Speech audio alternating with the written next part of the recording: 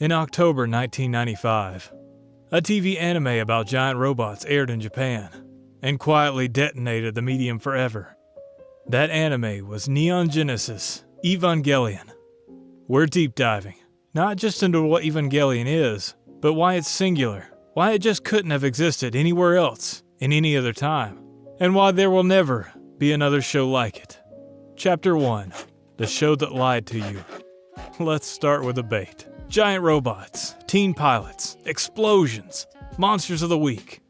The premise seemed to promise another entry in the proud lineage of mecha anime, a road seemingly paved by Mobile Suit Gundam and others alike. But Evangelion was not here to celebrate the genre. It was here to interrogate it, and eventually, to tear it apart. Chapter 2, the creator. To understand Evangelion, you have to understand its creator.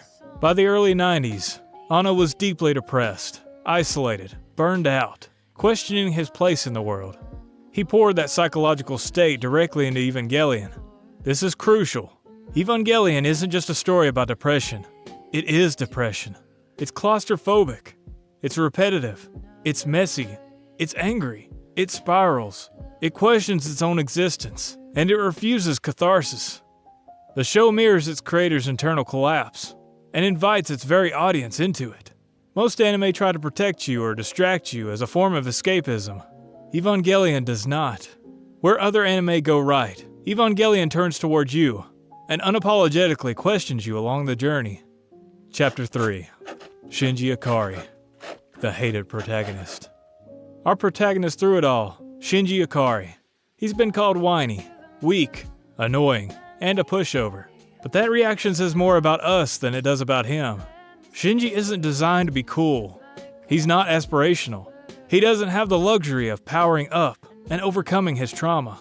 He's a 14-year-old, abandoned by his father, forced to pilot a biomechanical weapon to save humanity, and he doesn't want to.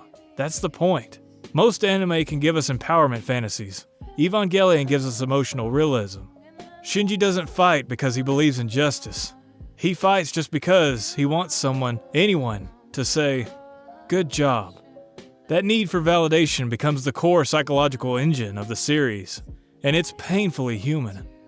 Chapter 4, the Hedgehog's Dilemma. Evangelion repeatedly references a philosophical concept, the Hedgehog's Dilemma. We want closeness, but closeness hurts.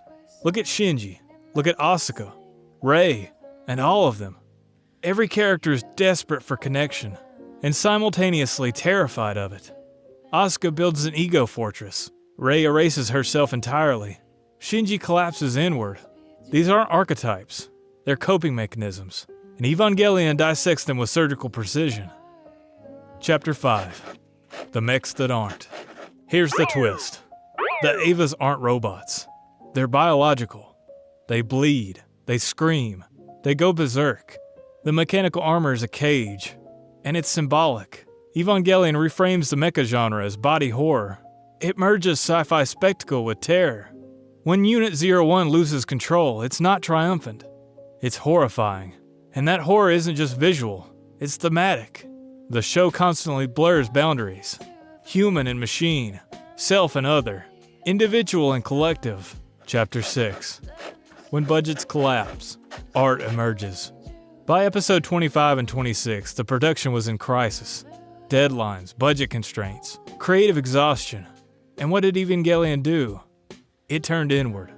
Instead of a climactic battle, we get introspection, still frames, internal monologues. And somehow, despite it all, it works. The ending abandons plot to dissect identity. Who are you when no one else is watching? Do you exist without others? Can you learn to love yourself?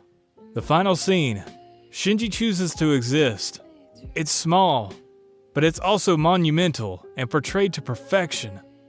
Chapter 7, the backlash. The reaction was explosive. Fans were confused, angry, betrayed. So Anno responded with the end of Evangelion. And instead of softening his message, he doubled down. The film is apocalyptic, violent, unforgiving, visceral, and desperate. It externalizes what the TV ending internalized. Human instrumentality becomes both a literal event and a psychological metaphor. The collapse of individual barriers into collective consciousness.